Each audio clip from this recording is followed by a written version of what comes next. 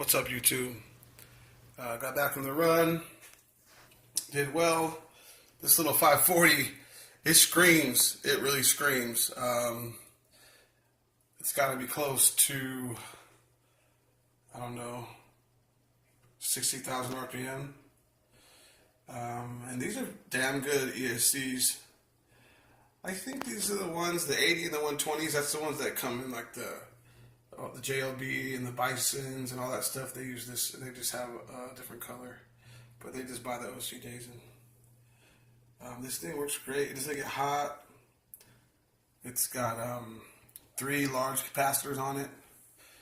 Anyway, damage report, nothing major at all, but that flip was pretty big, and it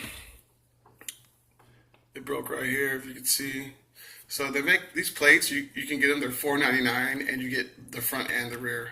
And then it just comes apart here at the hinge, and then screws apart here. Everything else is okay. That little slop right there, that's coming from in the hub right here. I'm going to check that and tighten that all down. This side too. And this side's tighter. Yeah, so this needs to be tightened. Nothing else broke. Nothing else broke. Everything's good to go. So yeah, these are $5 if you want to get the stock ones, front and rear. It comes with the front and rear skid plate. I'll probably buy that. And then also I will probably also look into the T-bone ones. Didn't impress me. I know I said that during my run, but after watching a few videos of the T-bone ones, I don't think I'm going to go with the T-bone. I'm going to look at different alternatives, maybe Hot Racing or a few other brands that might make different bumpers. I think GPM makes one. And this has still got stock input gears. Crazy, I know. It does have a 27 tooth pinion, so that kind of helps with the punch. And I think the punch is set on low right now. I'm going to turn the punch up on here and then run it again after I get the bumper, and I might run it on 4S. Maybe just like a speed run on the street or something like that. But it's fast. Focus. There we go. It is very fast. And these handle good. They're the perfect size. They're not real big where it wants to wheelie all the time. They're only a little bit taller than stock and a little bit wider than stock, but it's perfect. And of course, with this motor, it's a 540 size motor, so it's not over torquey, and it's a high kV, so the power is higher up in the RPM band. But once you're going full speed on this and you give it full beans, it stays planted. A lot of the monster trucks and stuff like that, or stuff with bigger wheels and tires, you might have a problem with flipping. You know, you flip for a few reasons. You flip because of torque. The slipper I have, I loosened it a little bit before this run. So that's another thing. You know, if your slipper's real tight, you're going to wheelie a lot. If you have a motor that makes gobs and gobs of torque, you're going to wheelie a lot. If you have a low gear, you know, like this is geared up 27 tooth, but if you're running like a low gear, like a 15 or 13, this thing would wheelie like crazy. And also the height and suspension has a lot to do with it.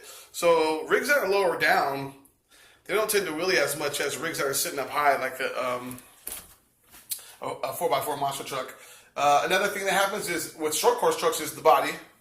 The body tends to parachute, but this one doesn't. The Arrmas don't parachute that bad for some reason. They don't. Anyway, yeah, these don't parachute as bad for some reason. I don't know what it is. You would think they would catch on here, but it doesn't. My Torment parachutes kind of bad. I think the parachute, it doesn't parachute so bad because of these big sidewalls as well. It has something to do with it, keeping the air directed down this way. The air comes underneath, it hits those big side guards, and then flows out the side to the back.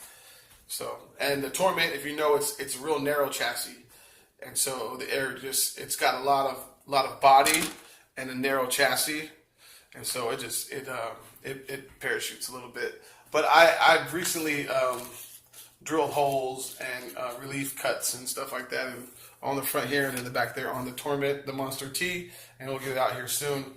Sorry guys, it's all messy here. I haven't had a chance to clean up yet, but I just got delivery. I wanted to show you. So these are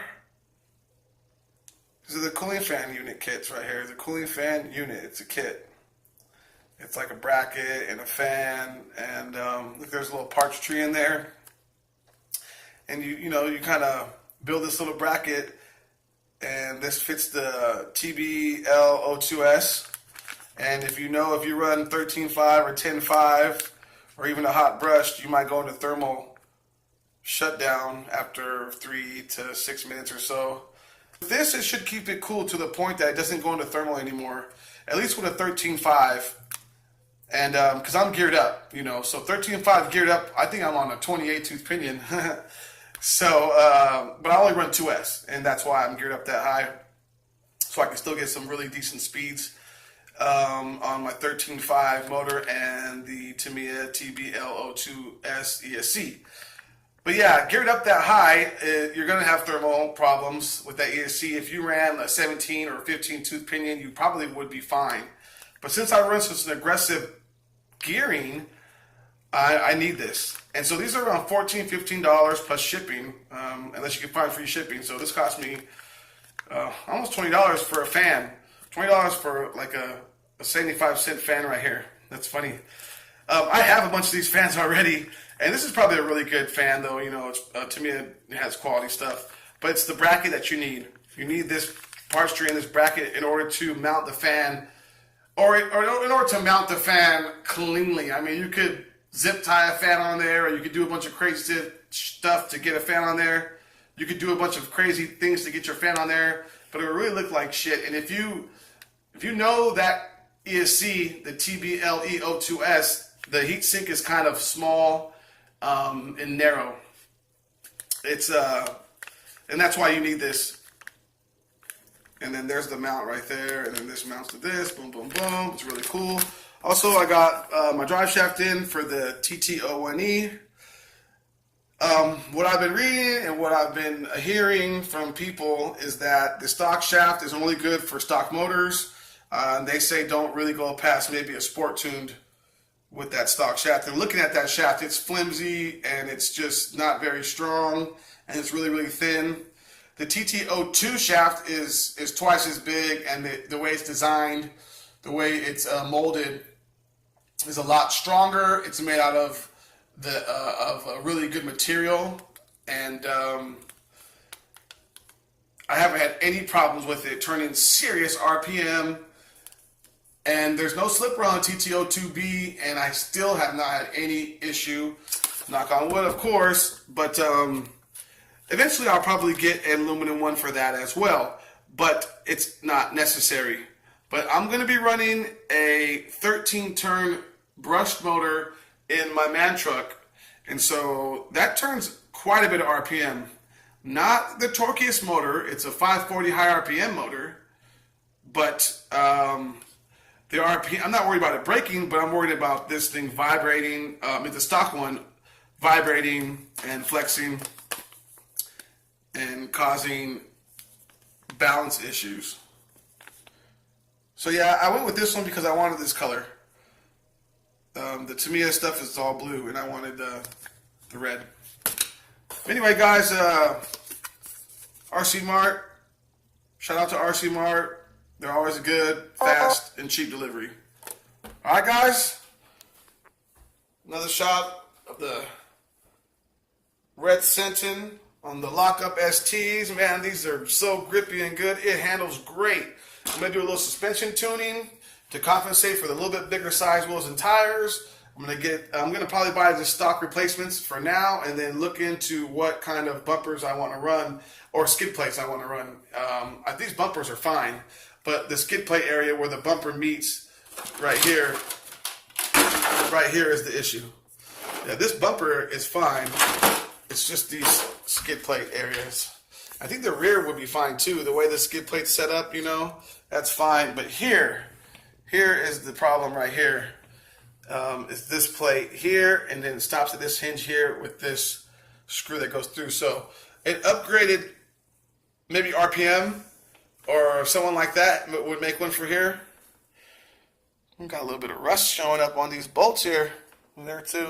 Some of the WD-40, this stuff here. And I'm gonna remove these and anyway, just to check, see what's going on. This one's a little bit loose. And these got to come out anyway. So WD-40 and a new piece here. And we're ready to rock with this. This thing's like an off-road speed demon, man. It's crazy.